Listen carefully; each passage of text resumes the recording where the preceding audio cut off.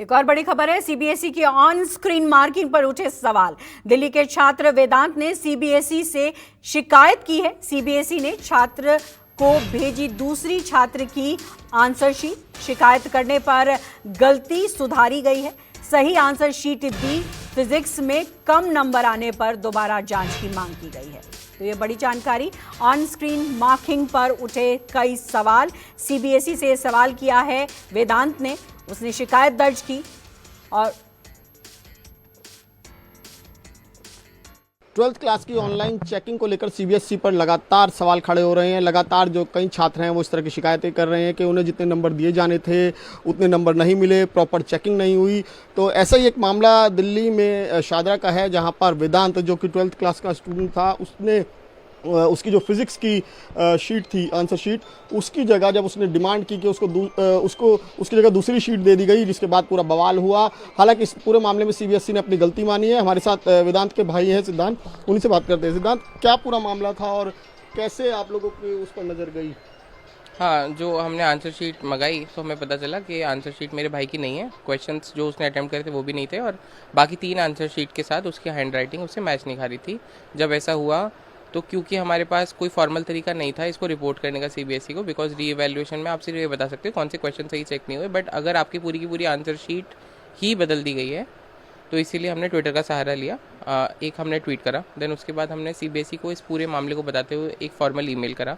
Then ये इस चीज़ के लिए कि लोग हमसे प्रूफ ना मांगे, हमने एक वीडियो भी बनाया ताकि लोगों को पता चल सके कि हमारा इशू जो है वो जेन्युइन है।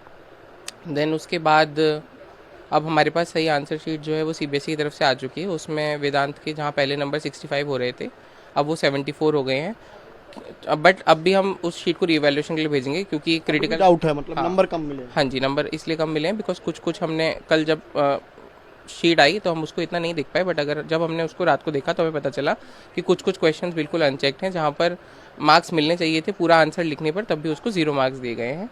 तो वो हम रीवैल्यूएशन के लिए डालेंगे।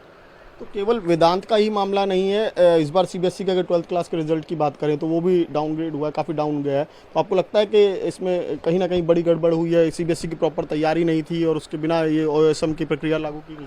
हाँ, सीबीएसई की प्रक्रिया जैसे और बच्चे भी कह रहे हैं कि उनमें भी ब्लरी आंसर शीट्स, और जहाँ पर एमसीक्यू में आधे मार्क्स देना, क्योंकि एमसीक्यू में या तो 1 मिलेगा या 0, आधे मार्क्स दिए गए और टीचर्स की प्रॉपर ट्रेनिंग नहीं थी।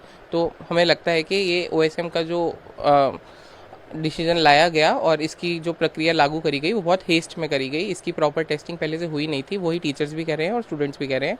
तो हम यही चाहते हैं कि कोई भी प्रक्रिया को जनरल पब्लिक के लिए लागू करने से पहले उसका प्रॉपर टेस्टिंग हो, प्रॉपर टीचर्स को ट्रेनिंग दी जाए, देन ही उसको जनरल पब्लिक के लिए लागू करा जाए। एक आखिरी सवाल, वेदांत की प्रतिक्रिया क्या रही जब उसे उसकी ओरिजिनल शीट मिल गई है? तो अब वेदांत का क्या कहना है? अब वेदांत का यही कहना है कि वो जैसे पहले जिन एग्ज़ाम्स के लिए एलिजिबल नहीं था वो एलिजिबल हो गया है, क्योंकि उसका पहले एग्रीगेट 74.6 जा रहा था, अब वो 77 है।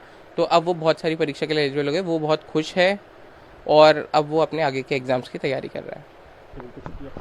सिद्धांत ने बताया कि किस तरीके से उनका ये पूरा मैटर था और ये कोई पहली बार नहीं है। सीबीएसई की इस पूरी प्रक्रिया को लेकर लगातार सवाल खड़े हो रहे हैं, तो जाहिर तौर पर सीबीएसई एक बार फिर से अपनी इस पूरी प्रक्रिया पर गौर कर रहा है और यहाँ तक कि आईआईटी कानपुर की भी मदद ली जा रही है। बहरहाल यही कहा जाएगा कि सीबीएसई की तरफ से तमाम कोशिशें तो की गई, लेकिन वो कोशिश कितनी कारगर रही ये तो आने वाला वक्त बताएगा। कैमरा संजय के साथ में कौशिक, न्यूज़ 24 दिल्ली।